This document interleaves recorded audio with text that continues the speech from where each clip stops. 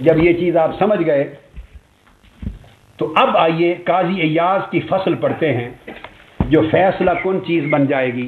اب براہ راست کہ گستاخی رسول کے لیے کیا کیا کلمات کہے گئے، اور قاضی ایاز سمیت پوری امت کے اماموں نے ان پر فتوے لگائے، کہا کہ یہ معصیت ہے، کفر نہیں اور قتل نہیں۔ پچھلی مجلس میں نے وہ کلمات بیان کیے تھے کہ جو کہے گئے تو ائمہ نے انہیں کفر کہا، گستاخی پر معمول کیا اور قتل کا فتویٰ دیا۔ آج کی فصل میں دوسری قسم بیان کر رہا ہوں قاضی ایاز رحمۃ اللہ علیہ کی، ان کے باب گستاخی رسول علیہ باب پر الوجہ الرابع،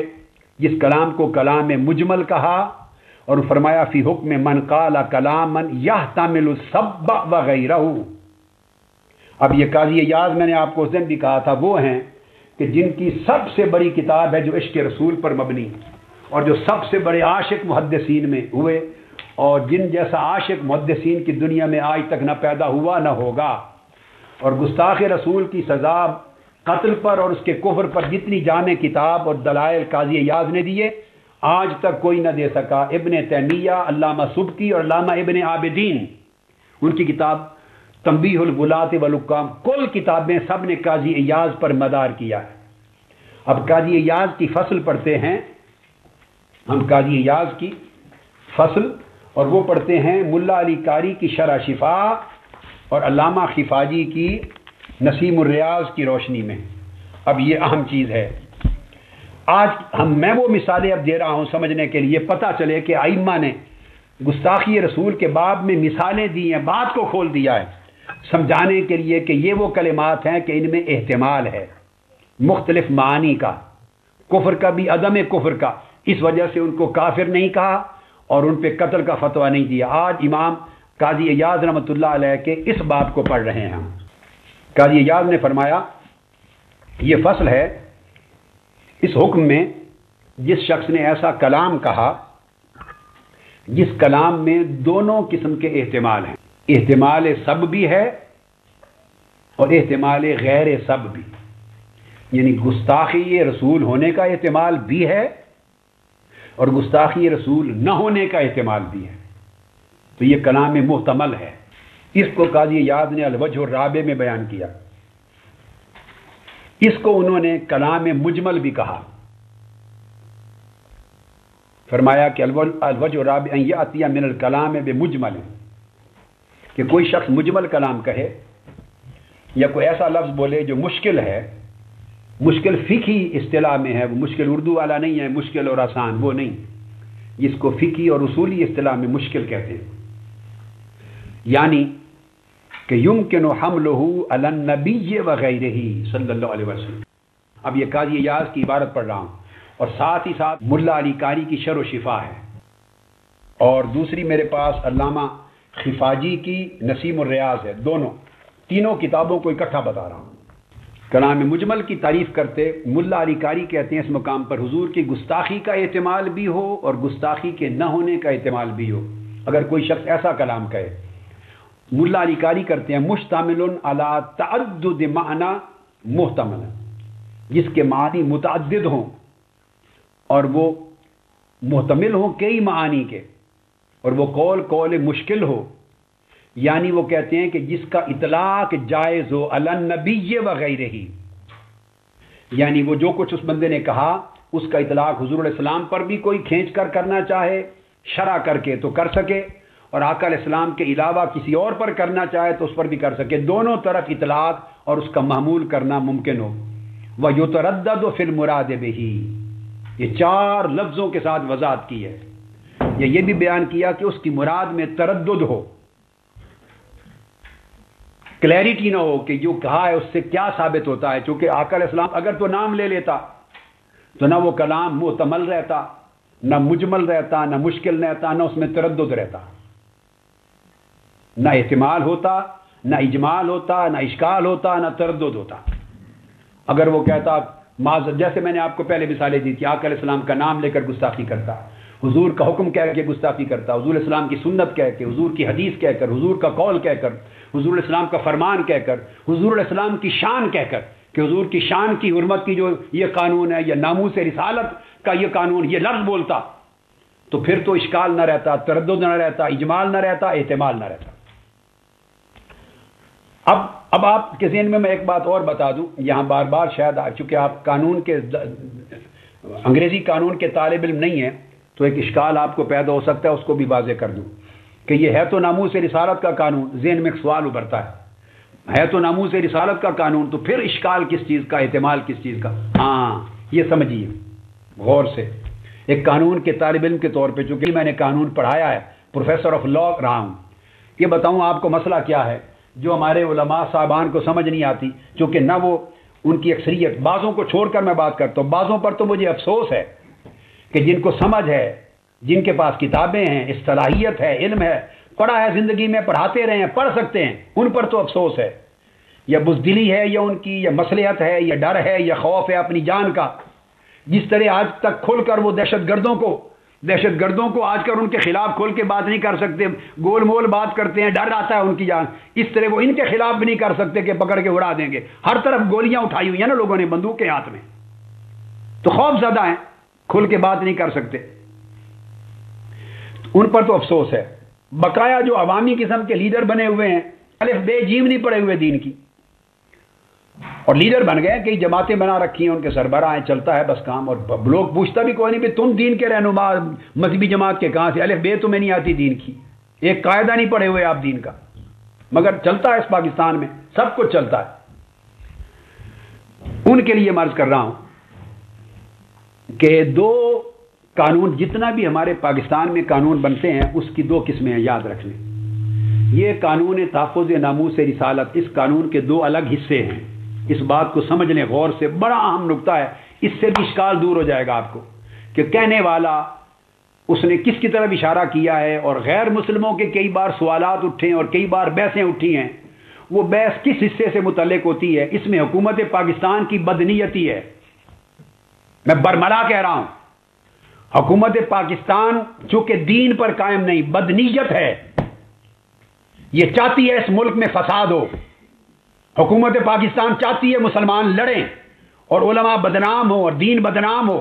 اور دنیا میں تماشا بنے اسلام کا، اس لیے ایمانداری کے ساتھ اس مسئلے کو حل نہیں کر سکتے، مدت گزر گئی، یہ مسئلہ کبھی کا حل ہو چکا ہوتا، وہ اصل مسئلے کو حل نہیں کرنا چاہتے، ہمیشہ فساد کریٹ کرواتے ہیں اور اپنے مقاصد نکالتے ہیں، جیسے دہشت گردی کرواتے ہیں ملک میں اور اپنے مقاصد اتارتے ہیں، جیسے لسانی فسادات کرواتے ہیں اپنے مقاصد نکالتے ہیں، اس طرح مذہبی فسادات کرواتے ہیں تاکہ دین بدنام ہو۔ اگر حیا ہو حکومت پاکستان کے حکمرانوں میں تو میرے کلمات سنیں، اور غیرت دین کی ان کے جوش میں آئے تو نصیحت لیں اور اس کا حل کریں ہمیشہ کے لیے تاکہ فتنہ ختم ہو جائے۔ وہ حل کرنا نہیں چاہتے، اور علماء دونوں مل کر سیدھے ہوں تو یہ مسئلہ میں ان کا حل کرا سکتا ہوں، میں مسیحیوں سے اعلان کروا سکتا ہوں کہ رسول پاک کی شان میں گستاخی کرنے والے کی سزا موت، ہمارا اتفاق ہے اس پر، ان سے کہلوا دیتا ہوں، دستخط کروا دیتا ہوں۔ مسئلہ کچھ اور ہے، وہ سنیے کیا ہے، میں نے ان سے اقرار کروایا تھا، وہ کہتے ہیں کہ سزا حضور کی جو گستاخی کرے، قرآن کی گستاخی کرے، اللہ کی، چونکہ یہ صرف حضور علیہ السلام کی ناموس کا قانون نہیں، سیدنا عیسیٰ علیہ السلام کی گستاخی کرے تب بھی سزا موت ہے، موسیٰ علیہ السلام کی کرے تب بھی سزا موت ہے، کسی نبی کی گستاخی کرے، یہ سب انبیاء کی عزتوں کی تحفظ کرتا ہے قانون، اور قانون حق ہے، جامع ہے،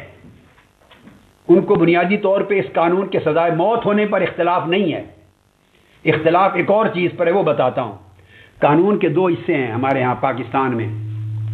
ایک حصہ کہلاتا ہے سبسٹینٹیو لا اور ایک حصہ کہلاتا ہے پروسیجرل لا۔ سبسٹینٹیو لا کا مطلب ہے قانون تعزیرات، یاد رکھ لیں، قانون تعزیرات۔ کاش یہ لوگ سٹیجوں پر اچھل کود کرنے والے اور دنگا فساد کرنے والے میری باتوں کو کئی چند دن لگا کے غور سے سن لیں، اللہ ان کو ہدایت دے دے، شعور آ جائے۔ میں ان سے درخواست کرتا ہوں، مجھے 1000 گالیاں دے، روز دے رہے ہیں گالیاں، میں سنتا ہوں، مجھے ناراضگی نہیں ہے، 1000 گالیاں دے مجھے، مگر حضور کے دین کو گالی نہ نکلوائیں، میرے آقا کی ذات کو گالی نہ نکلوائیں، آقا کی حرمت کو، آقا کے دین کو، آقا کی تعلیمات کو گالی نہ نکلوائیں، اپنے غلط طرز عمل سے، جاہلانہ طرز عمل سے، غیر دانشمندانہ طرز عمل سے، نامعقول طرز عمل سے دین اور صاحب دین آقا دو اسلام کی بے حرمتی نہ کروائیں۔ مجھے کروڑ گالیاں دے، پرواہ نہیں۔ نصیحت سنیں غور سے کہ قانون کے بالکل دو الگ حصے ہیں، کتابیں بھی الگ ہیں۔ ایک قانون اور اس کتاب کا نام ہے قانون تعزیرات، اور ایک الگ کتاب ہے، کتاب بھی الگ ہے، اس کا نام ہے قانون ضابطہ جات، فوجداری ضابطہ جات۔ تعزیرات کی قانون میں صرف جرم کی تعریف اور اس کی سزا لکھی ہوتی ہے، بس کہ اگر کوئی یہ کام کرے گا تو اس کام کا یہ جرم ہے، اس جرم کی یہ تعریف ہے، یعنی گستاخی رسول، اہانت رسول کی یہ تعریف ہے، جو یہ کلمات کہے گا یا یہ عمل کرے گا وہ گستاخی رسول کا مرتکب ہوگا، بس ڈیفینیشن تعریف ہوتی ہے، اور اس کے بعد پھر اس تعریف کی سزا ہوتی ہے۔ اگر کوئی گستاخی رسول کا مرتکب ہو تو اس کی یہ سزا موت ہے۔ تو قانون تعزیرات میں صرف جرم کی تعریف اور جرم کی سزا مذکور ہوتی ہے، یاد رکھ لیں۔ اس کو انگلش میں یہ جو کتاب ہے پاکستان میں بنی، اس کو کہتے ہیں پاکستان پینل کوڈ، PPC کہتے ہیں اس کو، پاکستان پینل کوڈ۔ اس میں پاکستان کے جو تعزیراتی قوانین ہیں ان کا مجموعہ ہے وہ۔ اس میں پھر کہہ رہا ہوں، مثلا چوری ہے تو اس میں صرف چوری کی تعریف ہے اور چوری کی سزا، قتل ہے تعریف ہے سزا ہے، ڈاکہ زنی اس کی تعریف ہوگی اس کی سزا ہوگی، قذف ہے تعریف اس کی سزا، شرب ہے شراب خوری تعریف اس کی سزا، بدکاری اس کی تعریف اس کی سزا، ارتداد گستاخی رسول اس کی تعریف اس کی سزا۔ تو پاکستان پینل کوڈ میں صرف یہ درج ہوتا ہے۔ یہ حصہ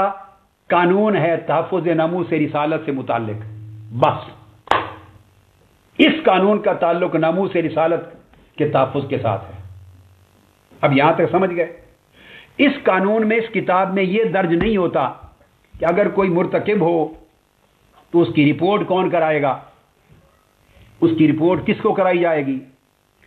کوئی گواہ ساتھ لے جائے گا یا نہیں، کون آدمی FIR کاٹے گا، کون تفتیش کرے گا،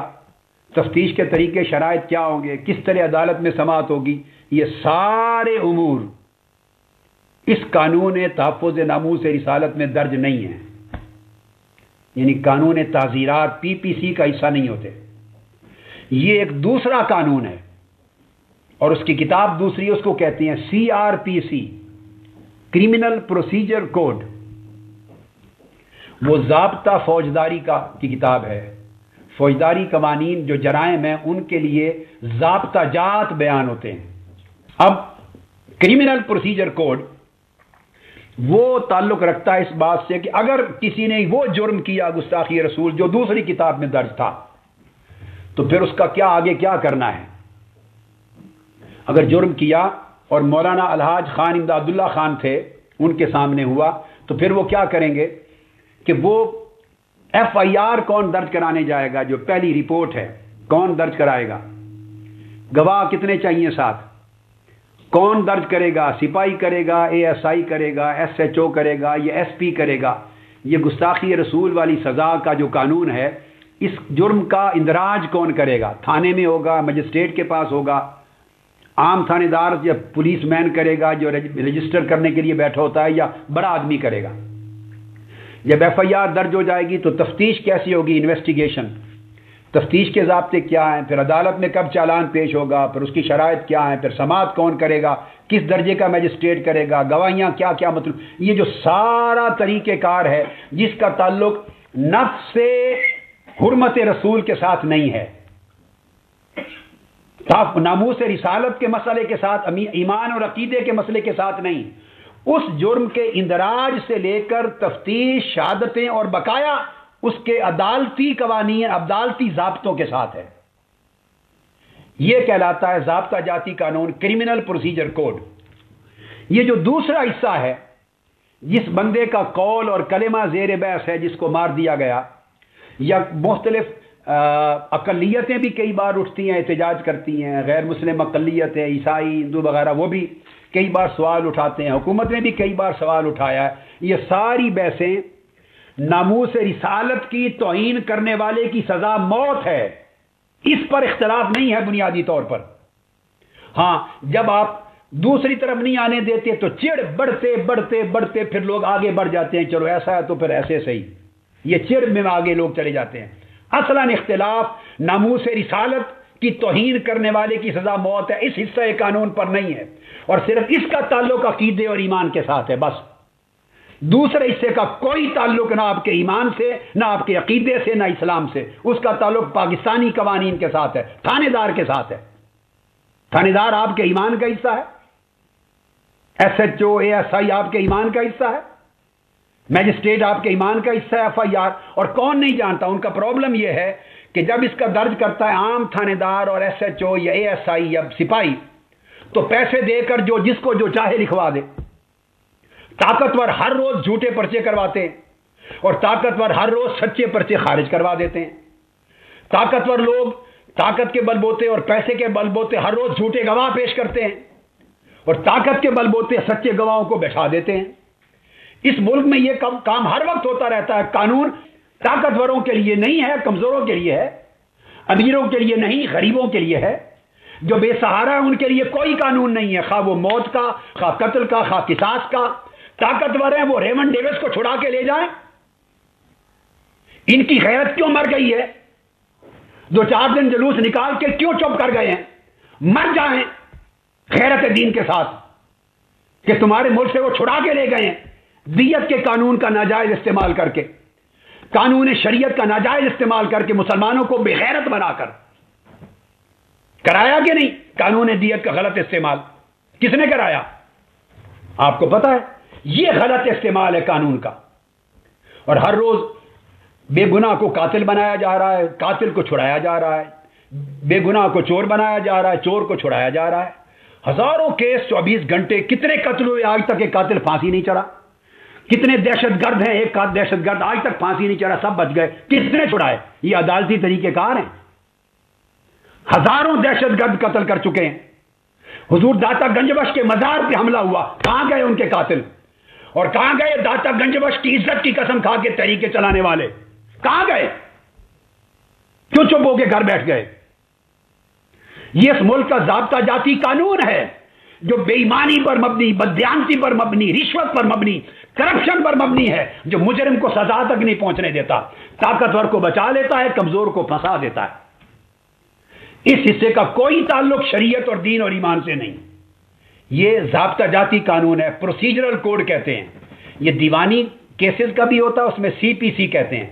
سول پروسیجر کوڈ۔ دیوانی مقدمات میں بھی ہوتا ہے پروسیجر، اور فوجداری مقدمات کا ہوتا ہے سی آر پی سی، کریمنل پروسیجر۔ یہ بالکل قصہ الگ ہے، اس کا تعلق دین سے نہیں۔ اب بحث ان کی صرف یہ ہے کہ یہ جو پروسیجرل کوڈ ہے ایف آئی آر درج کرانے اور تفتیش اور سماعت، اس میں ترمیم کی جائے، اور جو مسئلہ مسئولہ ہے آپ کے سامنے، اور جو بندہ مارا گیا اور جس کے معاملات چلے، اس کے قول میں بھی آگے میں آپ کو پڑھ کے سناؤں گا اس فصل کے بعد۔ اور جو کبھی کبھار کبھی بحث اٹھتی ہے ملک میں، وہ یہ اٹھتی ہے کہ اس کیس کے اندراج اور تفتیش کے قوانین میں تبدیلی کی جائے ایسی کہ کوئی جھوٹا پرچہ درج نہ کرا سکے، کسی پر ناجائز تہمت گستاخی رسول کی نہ لگائی جا سکے، چونکہ سزا موت ہے، چھوٹی بات نہیں۔ جس پر تہمت لگ گئی پھر اس کی خیر نہیں، اس ملک میں جینا ہی محال ہے اس کا۔ تو ان کا مدعا یہ ہے کہ بجائے ایک عام اے ایس آئی یا بندہ جو 4 پیسے لے کے جھوٹے پرچے علاقے کے چودھری اور تھانے دار اور علاقے کے ایم پی اور علاقے کے ذمہ دار کے کہنے پر پرچے جھوٹے کرتا اور خارج کرتا ہے، اس کی بجائے ڈی سی یا درجہ اول کا میجسٹریٹ، کوئی طاقتور دیانتدار آدمی وہ لے، اور میں آگے چل کے سفارش دوں گا کہ پرچے درج ہوتے وقت 2 معتبر علماء بھی ساتھ بیٹھے ہوں۔ یہ میری سفارش ہے کہ بجائے تھانے میں ایف آئی آر درج ہو گستاخی رسول کی، وہ درجہ اول کے میجسٹریٹ کے پاس درج ہو، چونکہ ڈی سی کے پاس ہر کوئی نہیں جا سکتا، پھر پرچے درج ہی نہیں ہوں گے۔ کون جائے گا ضلع میں ڈی سی کے پاس؟ ہر تحصیل میں میجسٹریٹ ہوتے ہیں، درجہ اول کا میجسٹریٹ اور تحصیل کے 2 معتبر علماء، چوٹی کے پڑھے لکھے علماء، یا کوئی نامور وکیل، نامور عالم کو، یا کوئی پروفیسر، 2 علماء، وہ 7 درج ہوں،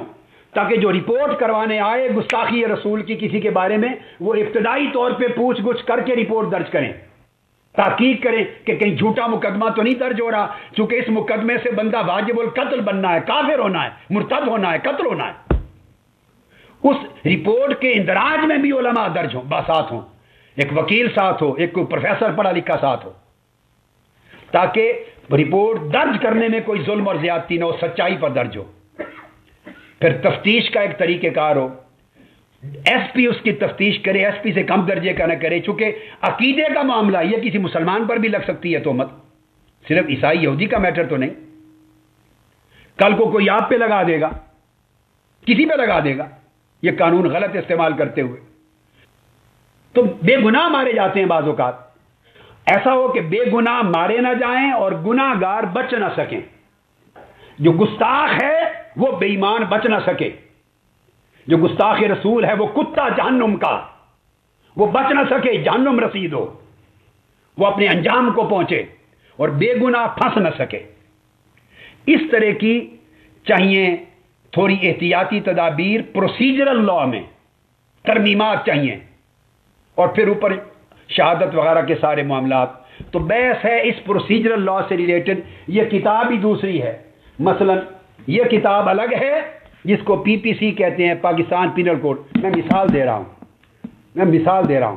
یہ کتاب الگ ہے جس میں ناموس رسالت کی گستاخی کی تعریف اور سزا درج ہے، یہ الگ کتاب ہے، بس یہ ختم، اس کا تعلق عقیدے کے ساتھ ہے۔ اب یہ دوسری کتاب ہے جس کو پروسیجرل کوڈ کہتے ہیں، سی آر پی سی، اس میں نہ گستاخی رسول کی تعریف ہے نہ سزا کی بیان ہے، یہ درج کرتی ہے کہ کون جمع کرانے آئے رپورٹ، کون رپورٹ لائے، کن لوگوں کو ساتھ لائے، کون رپورٹ ایف آئی آر درج کرے، تفتیش کیسے ہو، مجسٹریٹ کے پاس، یہ طریقہ کار بیان کرتی ہے۔ یہ طریقہ کار سارا پاکستان کا، بلکہ یہ انگریزوں کا بنایا ہوا قانون ہے، یہ بھی سن لیں،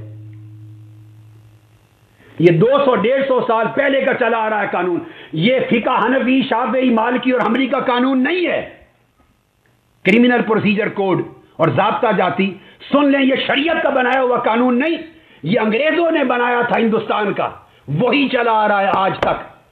حسب ضرورت تھوڑی تھوڑی ترمیمات ہوتی رہتی ہیں، تھوڑی تھوڑی، ہندوستان میں بھی چلتا ہے، وہ ضابطہ فوجداری ہند کہلاتا ہے، پاکستان میں بھی یہی چلتا ہے، ضابطہ فوجداری پاکستان کہلاتا ہے۔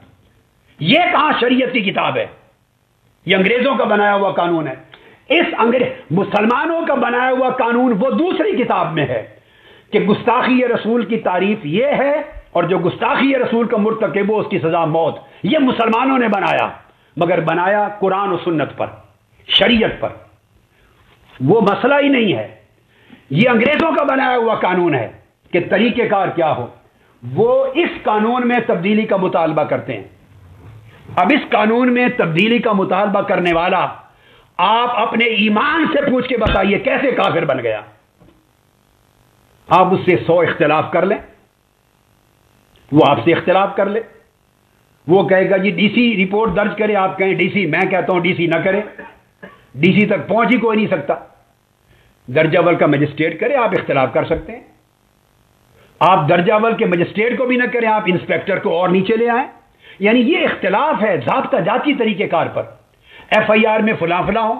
میں کہتا ہوں جب ایف آئی آر درج ہو 2 علماء، ایک وکیل اور پروفیسر بھی ساتھ ہو، پوری تحقیق ہو، اور علماء مفتی ہوں، تاکہ اول دن سے ان کی گواہی ڈلے کہ ہمارے سامنے یہ رپورٹ درج ہوئی۔ بعد میں پولیس پیسے لے کے پھر نہ جائے، اور جو گواہ آئے ہوں وہ نہ پھر جائیں، اور گواہی دے کے پھریں، پھر ان کو ڈر لیا جائے قذف کی سزا میں۔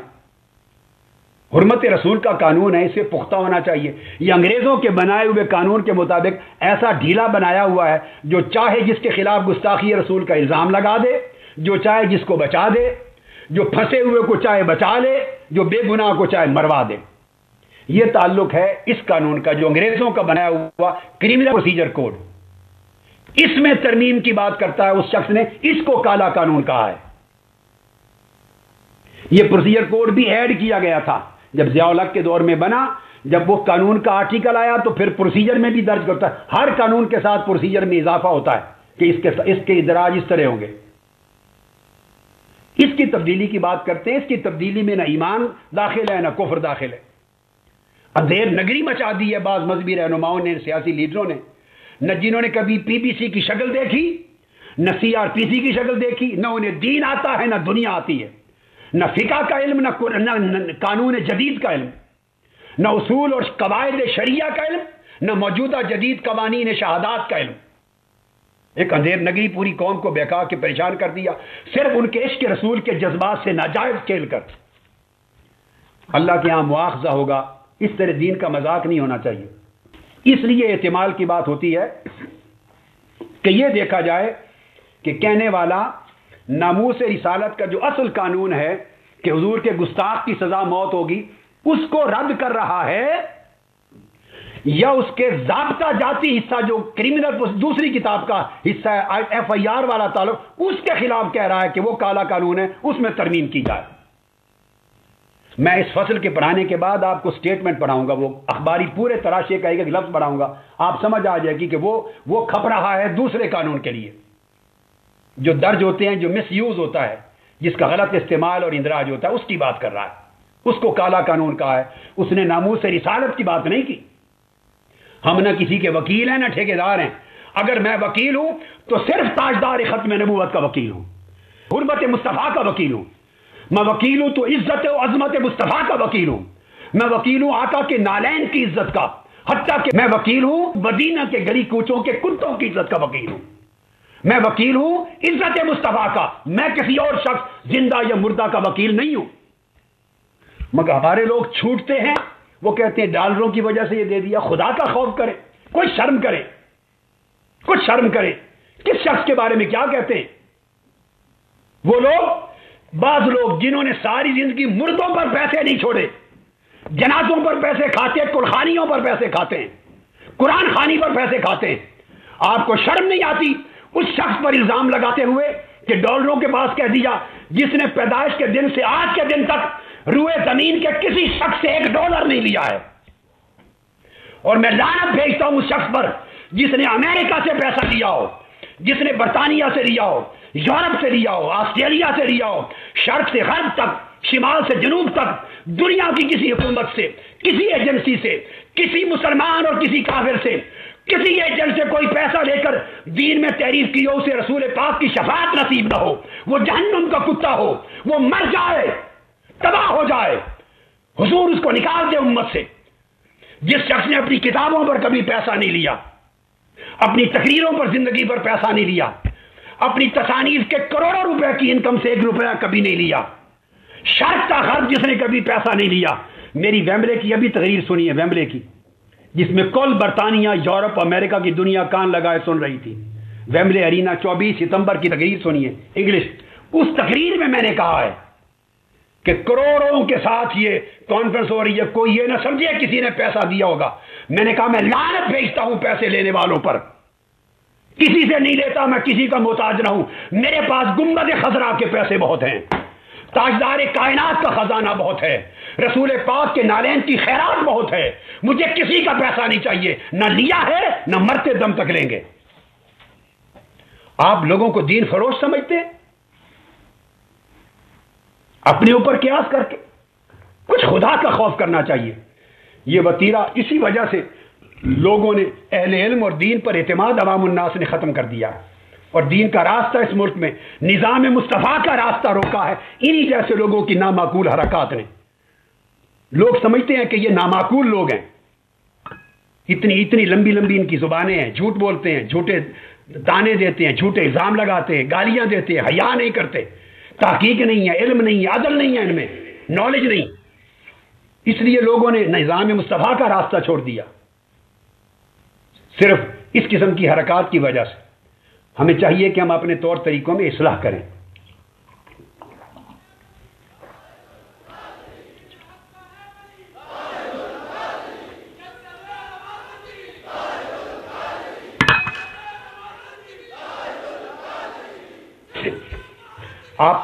آپ کیا سمجھتے ہیں؟ ایسے لوگ ہیں، ایسے لوگ بھی ہیں کہ ان کے مدرسے کے مہتممین ان سے جو چاہیں کہلوا لیں، ان کی مسجد کی انتظامیہ جو چاہیں آج کچھ کہلوا لیں، کل کچھ کہلوا لیں، ایک جاب مل جائے حکومت میں تو آپ سے فتویٰ بدلوا لیں۔ مگر یہاں میں آقا کے نالین پاک کے صدقے سے، کیا امریکہ، کیا بش اور کیا اوباما، میں نام لے کر کہہ رہا ہوں، ایک تو کیا 1 کروڑ اوباما اکٹھے ہو جائیں،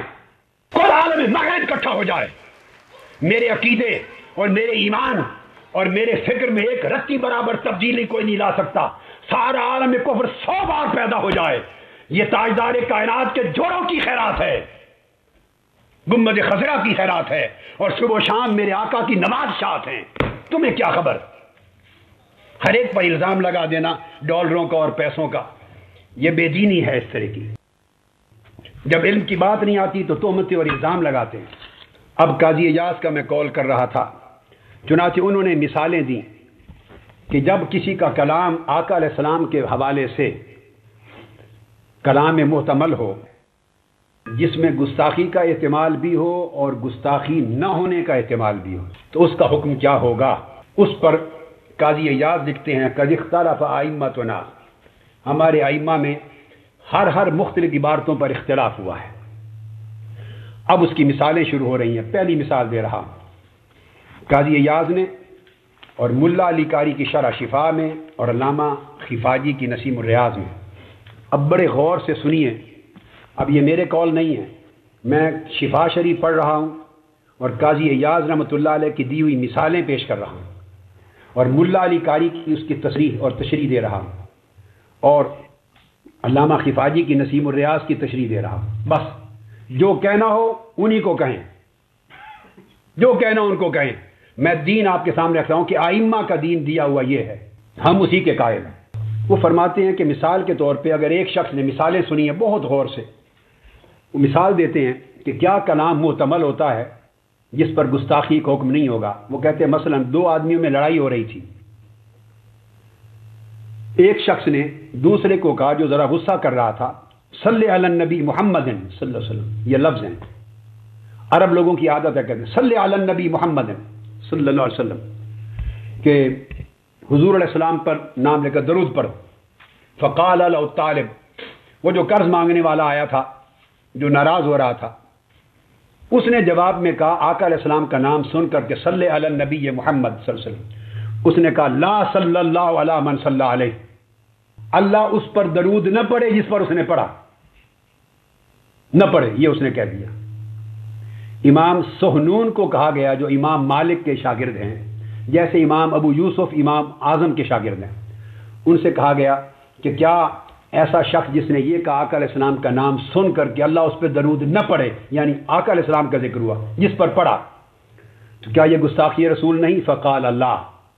انہوں نے کہا یہ گستاخی رسول نہیں ہے، ان کا گستاخی رسول نہیں ہے۔ اس نے کہا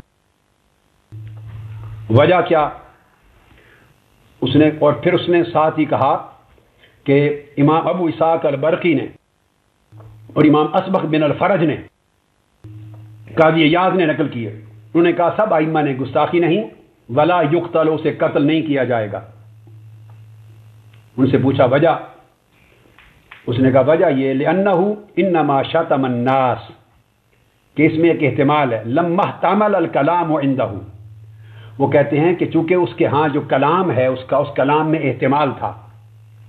بے شک نام لینے والے نے تو کہا کہ حضور پر صلاۃ درود پر، لیکن اس نے جواب میں جب یہ کہا تو عین ممکن ہے اس کے کلام میں احتمال یہ تھا، ممکن ہے وہ اسی شخص کا کہہ رہا ہے کہ تم جس پر درود پڑھ رہے ہو، تم جس پر درود پڑھ رہے ہو وہ درود میں نہیں پڑھتا، اس کے کلام میں یہ احتمال ہے، حالانکہ اللہ کا نام بھی اس میں لے لیا تھا، یہ سننے والی بات ہے۔ وہ کہتے ہیں وَلَمْ تَكُنْ مَعَهُ قَرِينَةٌ تَدُلُّ عَلَى شَتْمِ النَّبِيِّ صلی اللہ علیہ وآلہ وسلم، اس میں چونکہ احتمال ہے، چونکہ اس نے غصے میں کہا، اور اس میں یہ بھی احتمال ہو سکتا ہے کہ میں تمہارے کہنے پر نہیں پڑھتا، یہ احتمال بھی ہو سکتا ہے، اور تم جس پر درود پڑھنے کا کہہ رہے ہو تمہارے کہنے پہ نہیں پڑھتا، اور تم جس پر پڑھنے کا کہ تمہارے کہنے پر اللہ بھی نہ پڑھے، تمہارے کہنے پر، وہ کہہ رہے ہیں اس طرح کے احتمال ہیں۔ اور کرینہ شتم النبی، آقا علیہ السلام کی گستاخی کا کرینہ سری نہیں، اس لیے کل ائمہ نے کہا کہ یہ گستاخی رسول تصور نہیں کی جائے گی، بلکہ القرینہ تو تدل علی ان مرادہ الناس غیر ہؤلاء، اس سے مراد لوگ ہیں اس کے علاوہ دوسرے جس کی طرف اس نے اشارہ کیا، یہ ائمہ نے کہا۔ اور اس کے قول کو گالی سمجھی جائے گی. جس نے حضور پر درود پڑھنے کے لیے کہا جس نے، اس کے خلاف سمجھا جائے گا کہ خدا اس پر نہ پڑھے. اب اندازہ کر لیں کہ کلمہ دیکھنے میں کتنا آقا علیہ السلام کا ذکر تھا، مگر ان تمام ائمہ نے اس پر کہا کہ اس کلام میں بھی احتمال ہے، اور احتمال کی وجہ سے ایک تردد ہے، اس کی وجہ سے کہ اس سے مراد دوسرے لوگ ہیں، کہ دوسرے لوگوں کی طرف اس نے اشارہ کیا غصے میں، آقا علیہ السلام کی ذات کی طرف نہیں. یہ احتمال ہے، ہو بھی سکتا ہے نہیں بھی ہو سکتا، لہذا اس احتمال کا اس کو فائدہ دیا. اب یہی بات ہمارے حنفی امام ملا علی قاری رحمۃ اللہ علیہ نے اس کی وضاحت میں یہی بات لکھی. ملا علی قاری نے بھی نہیں لکھا کہ چونکہ اس میں احتمال دو ہیں اور کرینہ مرجحہ، دو حالتوں میں سے ایک کرینہ مرجحہ، وہ اس کا یہ ہے کہ اس کے کلام میں جو مرجح کرینہ ہے وہ آقا علیہ السلام کی گستاخی کا نہیں، وہ دوسرے لوگوں کے بارے میں کہہ رہا ہے، لہذا اس کو ترجیح دی جائے گی اور دوسرے لوگ مراد لیے جائیں گے، لہذا اس کو حضور علیہ السلام کی گستاخی پر معمول نہیں کیا جائے گا. اور یہ بھی مراد دیا جائے گا، اس نے کہا صلی علی النبی فحمل قولہ وسبوا لمن یصلی علیہ الان. اس میں یہ بھی احتمال ہے کہ اس وقت جس شخص نے اس کو کہا درود پڑھنے کا، اس شخص کے امر کے لیے کہا کہ نہیں پڑھتا جو اس وقت درود پڑھ رہا ہے اس پر، کہ جس نے اس وقت درود پڑھا حضور پر، اس وقت یعنی وہ جو دوسرا آدمی، اس پر اللہ نہ پڑھے، اس کے کہنے پر نہ پڑھے، یعنی وہ غصہ اس شخص پہ نکال رہا ہے. ممکن ہے اس کے قصد اور نیت میں آقا علیہ السلام کی طرف اشارہ نہ ہو، اسی شخص کی طرف اشارہ ہو جس نے اسے کہا تھا رسول پر درود پڑھو، تو وہ اسی کی طرف اشارہ کر رہا ہے. وہ کہتے ہیں خواہ یہ احتمال کمزور ہے، مگر چونکہ احتمال ہے، چونکہ کہنے والا مسلمان احتمال، لہذا اس احتمال کی وجہ سے اس پر کفر کا قول نہیں کیا جائے گا اور قتل کا فتویٰ نہیں ہوگا. یہ ائمہ ملا علی قاری اور علامہ خفاجی نسیم الریاض سمیت کل ائمہ مالکیہ حنفیہ سب نے اس پر یہ قول کیا ہے. اب دوسری مثال دیتے ہیں اس کے اوپر، اور دوسری مثال اس میں وہ یہ دیتے ہیں کہ ایک شخص نے یہ کہا گفتگو کے دوران، امام ابو الحسن قابسی کی یہ روایت ہے، وہ فرماتے ہیں کہ ایک ہوٹل والے کے پاس ٹھہرا کسی تاجر، اور تاجر نے اس کے ساتھ کوئی زیادتی کی یا اس سے پیسے زیادہ لے لیے، لوٹ مار کی بات صورت. اس شخص نے کہا، یہ جملے سنیے، امام قاضی ایاز نے بیان کیا امام ابو الحسن قابسی کی روایت سے، اس نے کہا کل صاحب فندق قرنان ولو کان نبیا مرسلا. اب کرنان کا جو لفظ ہے عربی میں دیوس کو کہتے ہیں، کرنان عربی میں دیوس کو کہتے ہیں. اس نے کہا ہر صاحب فندق، اور صاحب فندق سے مراد ائمہ نے لیا ہے تاجر، مال کمانے والا، مسافروں سے مال کمانے والا تاجر، جن کی سرائے وغیرہ ہوتی ہے، تاجر اور مکتسب، تجار من المسافرین. اور کرنان جو ہے وہ دیوس اور بغیرت کو کہتے ہیں عربی زبان میں. اس شخص نے کہا کہ جو شخص بھی مسافروں سے مال کمانے والا ہے وہ کرنان ہے، دیوس ہے. اور اس کے ساتھ اس کی زبان سے معاذ اللہ یہاں تک نکلا ولو کان نبیا مرسلا، خیسا تاجر مکتسب نبی اور مرسل ہی ہو، کوئی نبی اور رسول ہی کیوں نہ ہو، یہ لفظ بولے. اس پر قاضی ایاز رحمۃ اللہ علیہ اور انہوں نے فتویٰ دیا کہ اس شخص کے خون حلال نہیں ہوگا، وہ قتل نہیں کیا جائے گا، کافر قرار نہیں دیا جائے گا. وجہ انہوں نے کہا اس میں احتمال ہے اس بات کا کہ ولو کان نبیا مرسلا کا لفظ اس نے اپنے قول میں قوت اور شدت پیدا کرنے کے لیے کہی، حقیقت میں اس کا کوئی اشارہ اور ارادہ انبیاء رسولوں کی طرف نہیں تھا. وہ یہ نہیں جانتا کہ رسول اور نبی لوگوں سے ناجائز مال کماتے تھے اور ہوٹلوں سے مسافر کو لوٹتے تھے. اس کے عقیدے میں یہ بات نہیں ہے معاذ اللہ. کوئی نبی اور رسول ایسا زیادتی ناجائز نہیں کرنے والا تھا، اس کو بھی علم ہے. جب اس کو علم ہے کہ کوئی نبی اور رسول اس طرح مکتسب نہیں تھا، ناجائز مال کمانے والا نہیں تھا، تو پھر جب اس نے یہ کہا تو اشارہ اس کا اس دور کے ان تاجروں اور کاسبوں کی طرف ہے جو ہوٹل بنا کے مسافروں سے مال کماتے ہیں اور لوٹتے ہیں. وہ ان پر غصہ نکال رہا ہے اور بات کو پختہ کرنے کے لیے کہتا ہے ولو کان نبیا مرسلا، حالانکہ رسول پاک کے بعد نہ کوئی نبی نہ کوئی رسول ہو ہی نہیں سکتا. تو نے کہا اس کے اس ایک کلمہ لو کان نبیا مرسلا کی طرف توجہ نہیں کی جائے گی. اور اسے شدت قیود تصور کرتے ہوئے اہل فنادق مراد لیے جائیں گے کہ صرف ہوٹلوں والے مال کمانے والے کی طرف اشارہ ہے، اور اس کی وجہ سے اس کو سزا دی جائے گی کہ نبی اور رسول کا لفظ اس نے استعمال ناروا کیا، ناجائز کیا، بے محل استعمال کیا۔ اس بے محل استعمال کرنے پر اسے سزا دی جائے گی، تعزیر، مگر وہ کافر نہیں ہوگا اور وہ قابل قتل نہیں ہوگا، کیونکہ اس کے قول میں احتمال تصور کیے جائیں گے، کیونکہ انبیاء اور رسول اس طرح کا مال کمانے والے لوگ نہیں تھے۔ اب اس احتمال کی وجہ سے اس کے کفر کی نفی کی ہے، یہ ملا علی قاری نے کی، یہ علامہ خفاجی نسیم الریاض نے کی، یہ امام قاضی ایاز نے کی، اور جس کتاب کو اٹھائیں ہر امام نے یہی بات بیان کی۔ اب آپ کو وہ مثالیں دے رہا ہوں کہ ظاہری طور پہ سنے تو رونگٹے کھڑے ہو جائیں، انسان سمجھے استغفر کیا کہہ دیا، مگر فقہا کسی کو کافر قرار دینے اور واجب القتل قرار دینے کے لیے اتنا تنقیح اور تجزیہ کرتے رہے ہیں کلمات کا اور قصد اور ارادے کا اور ظاہری کلام کا۔ اس کے بعد قاضی ایاز رحمۃ اللہ علیہ نے ایک اور بیان کیا، اور وہ فرماتے ہیں، اس میں وہ بیان کرتے ہیں کہ جب تعویلات کی اور احتمالات کی گنجائش جہاں ہوگی وہاں اس کا قتل جائز نہیں ہوگا، کفر کا نہیں ہوگا، وہاں غور سے نظر کرنے، تدبر کرنے، اس کے کلام کے معنی کو سمجھنے، اس کے اشاروں کے امکانات کو سمجھنے، احتمالات کو سمجھنے کی طرف توجہ دی جائے گی تاکہ صحیح سمجھا جائے کہ کیا مراد اس کی حقیقت میں تھی، کیا مراد نہیں تھی۔ اب تیسری مثال دیتے ہیں بڑی عجیب، وہ سنیے۔ وہ کہتے ہیں کہ مثلا ایک شخص نے کہا، قول کیا، انہوں نے مثال دی کہ لعن اللہ العرب ولعن اللہ بنی اسرائیل ولعن اللہ بنی آدم۔ آپس میں کسی کی بات ہوئی، لڑائی ہوئی، اس نے کہا اللہ عربوں پر لعنت بھیجے اور بنی اسرائیل پر لعنت بھیجے اور بنی آدم پر لعنت بھیجے، اس نے یہ کلمات کہہ دیے۔ امام ابو محمد بن ابی زید کے قول سے امام قاضی ایاز نے اس کو روایت کیا ہے۔ اب آپ الفاظ سنیے، لعن اللہ العرب، اب العرب کوئی استثناء نہیں کیا، عربوں پر لعنت بھیجے اور بنی اسرائیل پر لعنت بھیجے اور بنی آدم پر لعنت بھیجے۔ اب اس کلام میں جب عرب کہا تو آقا علیہ السلام عرب ہیں یا نہیں؟ جب بنی آدم کہا، بنی اسرائیل کہا تو کل انبیاء بنی اسرائیل میں شامل ہیں یا نہیں؟ اور جب لعن اللہ بنی آدم کہا تو کتنے سارے انبیاء بنی آدم میں آ جاتے ہیں۔ اس لیے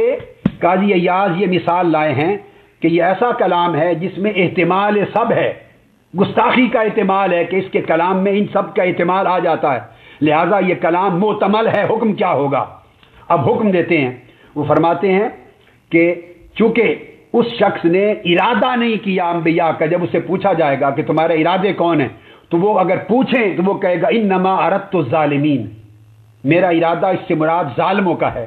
کہ عربوں میں جو ظالم ہیں، بنی اسرائیل میں جو ظالم لوگ ہیں ان پر لعنت ہو، عربوں میں جو ظالم ہیں ان پر لعنت ہو، بنو آدم میں جو ظالم ہیں ان پر لعنت ہو۔ حالانکہ یہ ظالمین کا لفظ اس نے اپنے اصل کلام میں نہیں کہا تھا، کلام اس کا عام تھا، مگر جب اس سے پوچھا تو ارادے میں کہا کہ میری مراد بنو آدم، بنو اسرائیل اور بنو عرب میں ظالموں پر لعنت بھیجنے کی تھی۔ تو قاضی ایاز نے، ملا علی قاری نے، علامہ خفاجی سمیت سب ائمہ نے کہا انہ لم یرد الانبیاء، چونکہ اس نے انبیاء کا ارادہ نہیں کیا، کلام اس کا عام تھا، اس لیے احتمال تھا کہ انبیاء کی طرف اشارہ ہو، مگر اس کا قصد چونکہ نہیں تھا انبیاء کی طرف اشارے کا، لہذا ان علیہ الادب بقدر اجتہاد سلطان، اس کو قتل اور کافر کا فتویٰ نہیں ہوگا، واجب القتل نہیں ہوگا، اس کو تعزیر دی جائے گی کہ اس نے ناروا غیر معتاد کلمہ بولا جس میں انبیاء بھی شامل ہو سکتے ہیں، لیکن اعتبار اس کے قصد اور نیت کا کیا جائے گا، اس کو تعزیراً چھوٹی سزا دی جائے گی جیسے عدالت چاہے، مگر واجب القتل حداً قتل نہیں ہوگا، گستاخ نہیں بنے گا، کیونکہ احتمال اس میں غیر انبیاء کا، ظالمین کا ظاہر کر دیا، تو اس کے اس اظہار کو قبول کر لیا جائے گا، جبکہ کلام میں یہ کلمات نہیں تھے۔ اب آپ اطلاق کرتے جائیں گے کہ کسی شخص کے کلام میں تصریح نہیں تھی، مگر ارادہ اور اشارہ اس کا ظالمین کی طرف تھا، کل ائمہ نے اس کے ارادے کو قبول کر لیا جو کہ کلام میں ظاہر نہیں ہوتا تھا، کلام میں احتمال تھا، چونکہ کہتے ہیں احتمال تھا انبیاء کے داخل ہونے کا بھی اور انبیاء کے شامل نہ ہونے کا، اس احتمال کی وجہ سے اس کے قصد اور نیت کو معلوم کیا گیا۔ نیت میں اس کے تھا کہ اس سے مراد صرف بنی آدم کے ظالم ہیں، بنو عرب کے ظالم ہیں، بنی اسرائیل کے ظالم ہیں، سو اس کو اعتبار کیا۔ یہ ائمہ کا طریقہ ہے۔ اسی طرح آگے اگلی بیان کی ہے تصریح انہوں نے قاضی ایاز نے، اور ملا علی قاری شرح کرتے ہیں اور فرماتے ہیں ایک اور فتویٰ، ایک شخص نے کہا لعن اللہ من حرم المسکر وقال ولم اعلم من حرم، ایک شخص نے کہا کہ اللہ لعنت بھیجے اس پر جس نے شراب کو حرام کیا، یہ کلام کیا۔ اب سنتے آئیے، اب میں نے آپ کو بار بار کہہ رہا ہوں ان میں سے کوئی کلام میرا نہیں ہے، کوئی قول میرا نہیں، میں آپ کو قاضی ایاز کو پڑھ کے سنا رہا ہوں،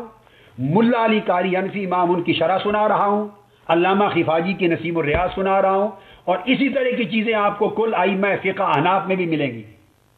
آگے آگے آئیں گے وہ۔ اس نے کہا لعن اللہ من حرم المسکر، اگر آج کے ان لوگوں کے سامنے پیش کر دیں، کوئی گنجائش ان کے پاس رہ جاتی ہے دوسری کسی احتمال کو دیکھنے کی؟ اس نے کہا جس نے شراب کو حرام کیا اس پر لعنت بھیجے۔ اب شراب کو کس نے حرام کیا؟ بھئی شراب کو قرآن نے حرام کیا اور تصریح کے ساتھ آقا علیہ السلام نے حرام کیا۔ من اسکر کثیرہ فقلیلہ حرام، کل خمر مسکر وکل مسکر حرام، آقا علیہ السلام نے حرام کیا اور قرآن نے کہا نجس ہے من عمل الشیطان فاجتنبوہ۔ اب اس نے کہا لعنت ہو اس پر جس نے حرام کیا۔ جب اس سے پوچھا تو اس نے آگے یہ کہا، اب سنیے، اس نے کہا کہ لم اعلم یعنی من حرمہ، میں نہیں جانتا کہ کس نے حرام کیا، بس۔ اور اس نے ظاہر کر دیا، اسے کہتے ہیں کہ اس کے اوپر کفر کا فتویٰ نہیں لگایا جائے گا، اس لیے کہ اس نے اشارہ اس نے قصد یہ ظاہر کیا کہ اس وقت جو شخص اس کو کہہ رہا ہے کہ شراب حرام ہے، اس کا اشارہ اس کی طرف ہے کہ یہ شراب کو حرام کہنے والے پر لعنت ہو، یعنی اس بندے پر لعنت بھیج رہا ہے۔ قول غلط ہے، جاہلانہ ہے، ضلالت پر مبنی ہے، گمراہی پر مبنی ہے، قرآن کے خلاف ہے، رسول کے حکم کے خلاف ہے، مگر اس نے کہہ دیا کہ مجھے معلوم نہیں کہ اصلاً کس نے حرام کیا، میں نے تو اس پر لعنت بھیجی جو یہ کہہ رہا ہے کہ شراب حرام ہے، اس بندے کو۔ انہوں نے کہا اس کے اس قصد پر بھی اعتماد کریں گے، کفر کا حکم نہیں دیں گے اور قتل نہیں کیا جائے گا۔ اس کلام کو کلام معتمل سمجھا جائے گا، اس میں احتمال ہے کہ اس کے اشارہ لعن کا اللہ رسول کی طرف بھی ہو سکتا ہے اور اللہ رسول کی طرف نہیں، اس موقع پر قائل قول کی طرف بھی ہو سکتا ہے، لہذا ائمہ فقہا نے اس موقع کے قائل کی طرف اشارہ قبول کیا، آقا علیہ السلام کی طرف نہیں، اس احتمال کو لے لیا۔ یہی احتمال کہتے ہیں، احتمال راجح اور احتمال مرجوح، احتمال اغلب اور احتمال مغلوب۔ حالانکہ غالب احتمال یہ تھا کہ گستاخی کی طرف جاتا اس کا قول، اللہ کے رسول کی طرف۔ راجح احتمال یہی تھا کہ حرام آقا نے کیا تھا، قرآن نے کیا تھا، اس پر معمول کیا جائے، مگر چونکہ مرجوح احتمال، ہلکا احتمال یہ بھی تھا کہ اس وقت جس نے کہا کہ شراب نہ پیو حرام ہے، اس احتمال کو لے لیا، اس نے کہا لعنت ہے اس پر جو شراب کو حرام کہہ رہا ہے، جس نے شراب کو حرام کیا۔ اس نے اس کا اشارہ تھا کہ اس وقت جو مولوی صاحب کہہ رہے ہیں، یا جو بندہ کہہ رہا ہے، یا جو سپاہی کہہ رہا ہے، یا جو دوست میرا بیٹھا کہہ رہا ہے کہ حرام ہے، اس نے کہا تجھ پر لعنت ہو۔ لہذا قول اس کا باطل ہے، دال ہے، وہ شخص دال ہے، مدل ہے، فاسق ہے، فاجر ہے، جو چاہے کہیں، مگر ائمہ نے اس پہ کفر اور قتل کے فتوے سے محفوظ کیا کیونکہ احتمال کی بنا پر۔ اسی طرح ایک اور حدیث بیان کی، ایک شخص نے کہا فیما لعن حدیث لا یبیع حاضر لباد، کہ حدیث پاک آقا نے فرمایا کہ کوئی شہری شخص دیہاتوں میں جا کے خرید و فروخت نہ کرے تاکہ دیہاتوں کے معاش اور روزگار پہ حرج نہ آئے۔ اب یہ جو فرمایا کہ شہری مقیم شخص مسافروں اور دیہاتوں کے ہاں جا کے خرید و فروخت سودا نہ کرے، دکان نہ لگائے، منع کیا۔ ایک شخص نے کہا کہ لعنت بھیجتا ہوں اس قول پر جس نے کہا کہ مقیم مسافروں اور دیہاتیوں پہ جا کے سودا نہ کرے اور خرید و فروخت کرے، اس پہ لعنت بھیجتا ہوں۔ وَلَعَنَ مَنْ جَاءَ بِهِ، اور جو یہ لے کر آیا اس پر لعنت بھیجتا ہوں۔ یہ جملہ بول دیا۔ اب قاضی ایاز نے، ملا علی قاری نے، علامہ خفاجی سب نے یہ کہا انه ان كان يعذر بالجهل وعدم معرفت السنن فعليه الادب الوجیع۔ اب چونکہ اس سے پوچھا تو اس کو یہ نہیں پتا کہ یہ اصل حدیث کس نے کہی تھی، اصل قانون کس نے بنایا، اصل اب اس کے قول کا پوچھا جائے گا، وہ کہہ دے اس کے قول پر، کیونکہ حکم یہ ہے کہ نیت پر آپ فیصلہ نہیں کر سکتے. ممکن ہے جھوٹ ہی بول رہا ہو، یہی تو شریعت کا حسن ہے. ممکن ہے اپنی جان بچانے کے لیے کذاب ہے، کس بول رہا ہے، مگر آپ اس کی نیت پر فیصلہ نہیں کر سکتے. نیت کا علم غیب اللہ کے پاس ہے. جو وہ کہے گا کہ میری نیت یہ ہے، میرا قول یہ ہے، وہ قبول کر لیا جائے گا. اگر اس نے جھوٹ بولا، دغا بازی کی، دجل و فریب کیا، تو قیامت کے دن اس کو عذاب ہوگا. اللہ گرفت کرے گا کہ جھوٹ بولا تھا اس نے جان بچانے کے لیے، وہ اس کا اجر اللہ کے ہاں اور عذاب چھوڑ دیا جائے گا. مگر جب وہ کہہ دے گا کہ مجھے علم نہیں ہے، یہ کس نے کہا، قانون کس نے بنایا کہ مقیم مسافروں کے ہاں اور دیہاتوں میں جا کے نہ بیچے، وہ تو جس نے اسے کہا اس نے کہا میں تو اس شخص کو کہہ رہا ہوں جو یہ بتا رہا ہے، اس کو جو یہ قانون یا لے کے آیا، اس پر لعنت ہو. تو انہوں نے کہا چونکہ احتمال ہے اس کے جہل کی وجہ سے، دونوں احتمال ہیں کہ صاحب حدیث کی طرف بھی اشارہ ہو سکتا ہے اور صاحب قول جو بتانے والا راوی اس کی طرف بھی ہو سکتا ہے. لہذا راوی کا احتمال قبول کر لیا جائے گا، بے شک کمزوری کیوں نہ ہو، مگر صاحب حدیث محمد رسول اللہ صلی اللہ علیہ وسلم کی طرف احتمال ترک کر دیا جائے گا تاکہ اس کی جان بچ جائے. مسلمان ہے، ممکن ہے اس کا احتمال یہی ہو. اس لیے انہوں نے کہا کہ اس کو سنن رسول حضور کی سنتوں کا علم کامل نہ ہونے کی وجہ سے ادب وجی سخت سزا دی جائے، تعذیب دی جائے، مگر اس کو قتل نہیں کر سکتے، کیونکہ ان ھذا لم یقصد بظاہر حالہ سب اللہ ولا سب رسولہ، اس کا جو ظاہر حال اور قول ہے یعنی قول ہے وہ اللہ کی گستاخی اور رسول کی گستاخی پہ صریحاً دلالت نہیں کرتا. انما لعن من حرمہ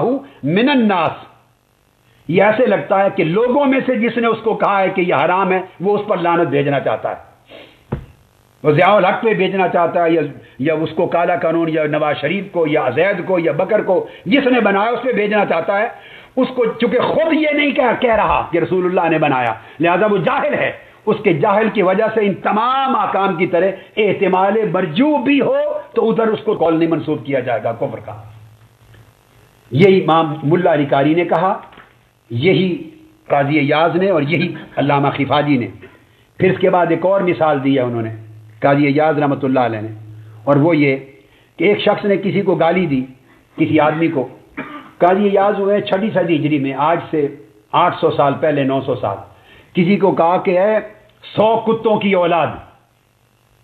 یہ میں تمہارے باپ دادا پردادا شگر دادا اوپر تک، یعنی 100 کتوں کی نسل. اور دوسرے نے کہا 1000 خنزیروں کی نسل. کسی ایک شخص کو گالی دی اور کہا تمہارے اوپر تک باپ دادا 100 کے 100 کتے ہیں، اور دوسرے نے کہا کہ اوپر باپ دادا پردادا اوپر تک 1000 خنزیر ہیں، تمہارے 1000 خنزیروں کی اولاد. یہ گالی دی. اب جب اس نے یہ کہا تو اب قاضی ایاز نے اور ملا علی قاری نے اور علامہ خفاجی نسیم الریاض نے، علامہ خفاجی صاحب نسیم الریاض نے اور ملا علی قاری شرح و شفا میں بیاس یہی کرتے ہیں. یہی بات قاضی ایاز نے فرمائی. وہ کہتے ہیں کہ اس بات میں کوئی شک نہیں کہ جس شخص نے کہا کہ تمہارے 100 باپ دادا اوپر تک کتوں کی اولاد ہو، تو اس کے نسب کو دیکھ لیں تو جب 100 پہ لے جائیں گے تو وہ جا کے کہیں نہ کہیں کسی کی نسل میں اوپر نبی بھی آ سکتا ہے. وہ بنی اسرائیل کے ساتھ کہیں جا کے مل جائے گا، بنی اسرائیل کے انبیاء سے مل جائے گا، کہیں ابراہیم علیہ السلام کے ساتھ جا کے کوئی مل جائے گا، کوئی نوح علیہ السلام کے ساتھ جا کے مل جائے گا. تو انبیاء کہیں نہ کہیں آ جائیں گے اس نسب میں. اور دوسرا بیان کہ جس نے کہا کہ 1000 خنزیروں کی نسل ہو تم، تو جب 1000 تک نسب لے جائیں گے وہ کہتے ہیں کہ 1000 میں کتنے انبیاء بھی آ سکتے ہیں. اب لفظ سنیے قاضی ایاز کے، ولا شک انه يدخل في مثل هذا العدد من آبائه واجداده جماعة من الانبیاء ولعل بعض هذا العدد منقطع الى آدم علیہ السلام. وہ کہتے ہیں جب وہ 1000 تک اس کے آبا و اجداد کو اس نے خنزیر کہہ دیا، 100 تک کتا کہہ دیا، تو وہ کئی اس کے آبا و اجداد میں انبیاء آ سکتے ہیں اوپر کے اس عدد میں، اور کچھ نہیں تو آدم علیہ السلام تک جب 1000 مان لیا تو آدم علیہ السلام تک بھی عدد آ سکتا ہے. اب وہ کہتے ہیں کہ اس پر اس کو زجر و توبیخ کی جائے گی کیونکہ اس کا جو کہنے کا ارادہ ہے وہ مبین نہیں ہے، کہ دراصل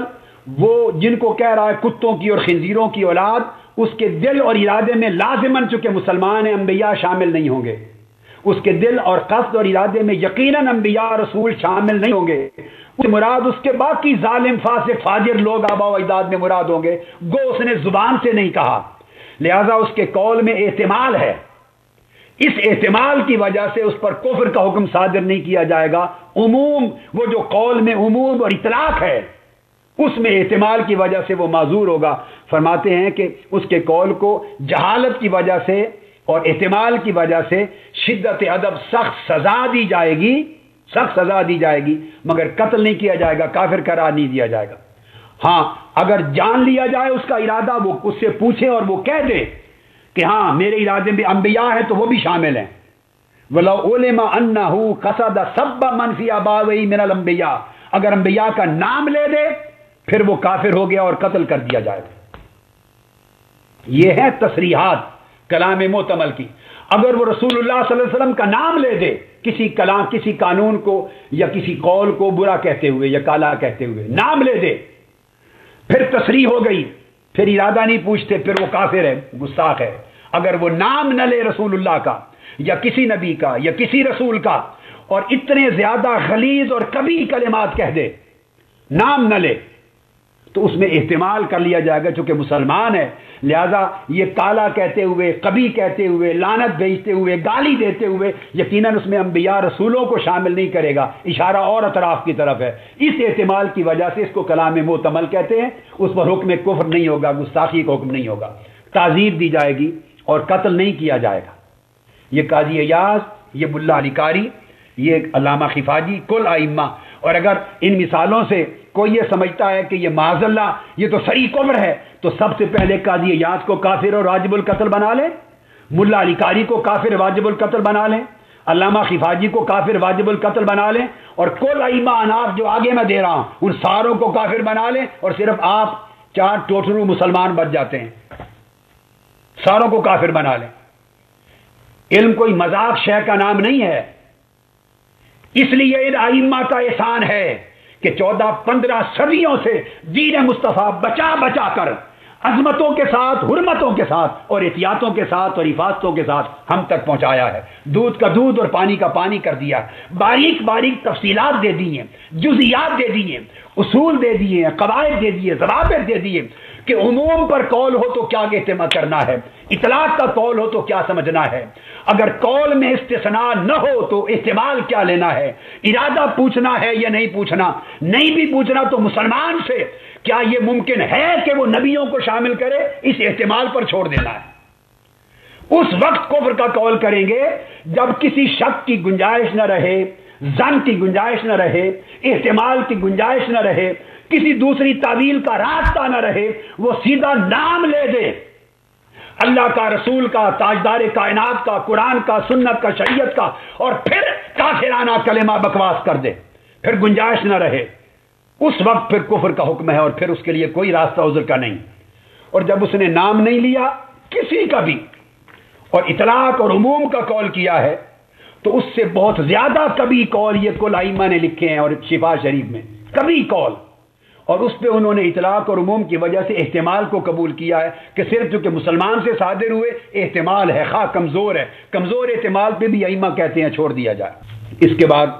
اگلی مثال دیتے ہیں قاضی ایاز، قاضی ابو محمد بن منصور کی، وہ مثال دیتے ہیں کہ ایک شخص نے کوئی گواہی دی، دوسرے نے اس پر تہمت لگائی کہ یہ جھوٹا ہے، اس کی گواہی پر تہمت لگا دی، اور جب تہمت لگا دی تو اس نے آگے جواب میں کہا کہ مجھ پر تہمت لگائے تو کیا فرق پڑتا ہے، انبیاء پر بھی تہمت لگی، رسول پاک پر بھی تہمت لگی، انبیاء پر بھی تہمت لگی۔ جواب میں یہ کہہ دیا فقال له الاخر ثم قال له اتتهمني فقال له الاخر الانبیاء یتهمون فكيف انت، انبیاء پر تہمتیں لگیں تو آپ کی کیا حیثیت ہے۔ آگے فقال شیخنا، قاضی ایاز کہتے ہیں پر ہمارے شیخ نے جو کہا اس پر 2 قول ہوئے، کئی لوگ اس کو قتل کے قول کرتے مگر دوسروں نے کہا کہ نہیں، احتمال لفظ کا ہے کہ اس کے نیت میں یہ ہو کہ امن اتہمہم من الکفار، کہ کفار نے جو تہمتیں لگائیں اس کی طرف اشارہ کرتا ہو، جبکہ کفار کی تہمتیں کل انبیاء پر جھوٹی تھیں،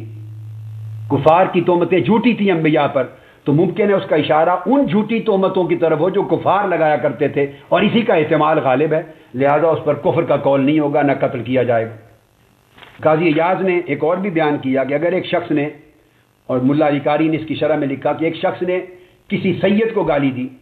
اور جانتا ہے کہ وہ ذریت نبی میں سے ہے، ذریت نبی میں سے ہے، اور اس ذریت نبی میں ہوتے ہوئے اس کو گالی دی، اور قال رجل من ذریت نبی قولا قبیحا فی آبائہ، اس کو گالی دی اور کہا کہ تمہارے آباء و اجداد کا ایسا ہو، جانتے ہوئے کہ یہ سید النسب سید ہے، ذریت نبی میں سے ہے، اور گالی دی نہ صرف اس بندے کو بلکہ تمہارے آباء و اجداد کو، تمہاری آباء و اجداد کو، اور من نسل اور اس کی نسل کو، اور ولد ہی اور اس کی اولادوں کو، وعلم انہ من ذریت النبی صلی اللہ علیہ وآلہ وسلم، جانتے ہوئے کہ یہ رسول پاک کی اولاد میں سے سادات ہے، تو گالی آباء و اجداد کو دے دی۔ اس پر قاضی ایاز نے، ملا علی قاری نے، علامہ خفاجی نے، سب نے بالاتفاق، کہیں اختلاف نہیں ہوا، سب نے کہا کہ اس میں قرینہ نہیں ہے دو مسئلوں میں، حالانکہ تخصیص اس نے نہیں کی، اپنے کلام میں تخصیص نہیں کی کہ آبا سے مراد وہ کن کو لے رہا ہے کن کو نہیں لے رہا، اس کے آبا حضور علیہ السلام بھی آبا میں آتے ہیں، اور غیر نبی آقا علیہ السلام کے علاوہ بھی آبا میں آتے ہیں، تخصیص نہیں کی، مگر وہ کہتے ہیں کہ چونکہ تخصیص نہیں ہے اس وجہ سے پھر اس کو بھی کلام معتمل میں شامل کیا، احتمال کیا جائے گا، ممکن ہے اس کے ارادے میں آقا علیہ السلام کا اخراج ہو، اور باقی لوگ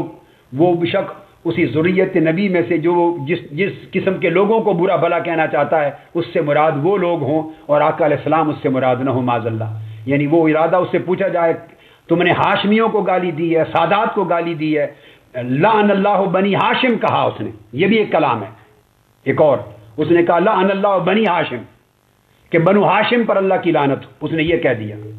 اب اس کو قاضی ایاز نے، ملا علی قاری اور علامہ خفاجی نے بیان کیا کہ اب بنو ہاشم میں آقا علیہ السلام میں کون جانتا ہے، اتنا شک کرتا ہے بنو ہاشم ہونے میں، آقا بنو ہاشم ہے، مگر اس سے پوچھا، قول اس کا عام تھا، مطلق تھا، پوچھا کس کو مراد لے رہے ہو تم بنو ہاشم سے؟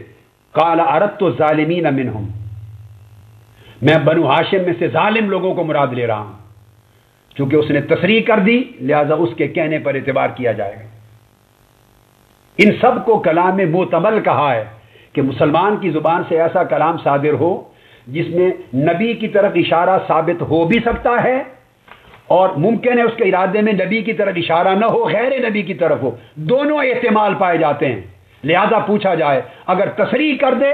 نبی کا نام لے کر کہ ہاں ان کو بھی شامل کرتا ہوں، پھر کافر ہو جائے گا، نہ کرے تو پھر وہ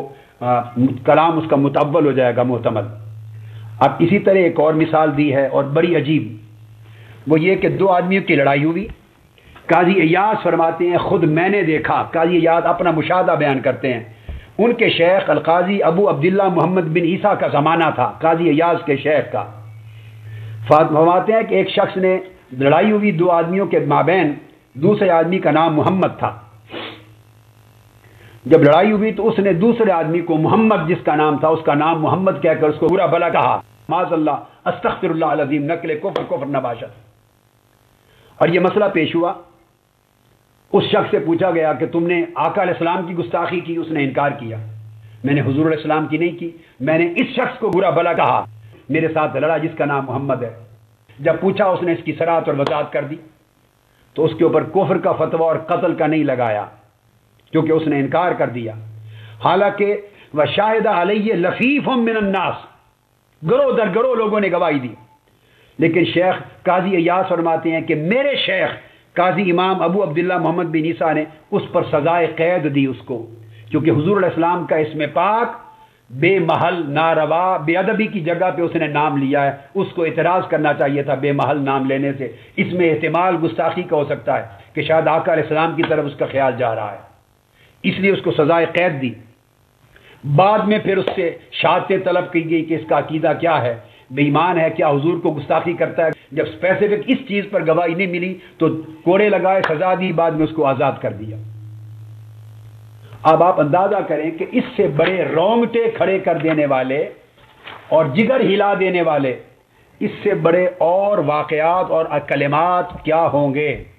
جو ایک عام مسلمان کے رونقے کھڑے کر دیتے ہیں.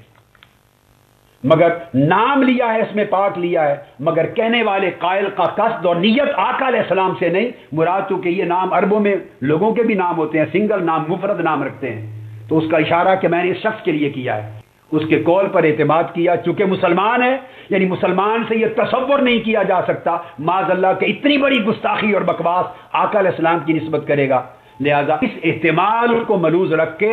حالانکہ اس کے جملے میں اصلاً یہ بات نہ تھی، اس احتمال پر کفر کا قول نہیں دیا، اس کو سزائے قید دی. چونکہ اس نے بے محل اسم پاک استعمال کیا، بے محل ناروا جگہ استعمال کیا، سو اس پر تعزیراً سزا دی جائے کہ اس سے گستاخی کا راستہ نکلتا ہے، جسارت کا راستہ نکلتا ہے، بے ادبی کے راستے کھلتے ہیں. لہذا بے ادبی کا راستہ بھی اگر کھلتا ہو تو تعزیر کی جائے، سزا دی جائے، قید دی جائے، کوڑے مارے جائیں، تاکہ بے ادبی کی جسارت کے راستے بھی نہ کھلیں. مگر جہاں احتمال پیدا ہو جائے اس شخص پر قول کفر نہیں کر سکتے اور اس کو واجب القتل نہیں قرار دے سکتے.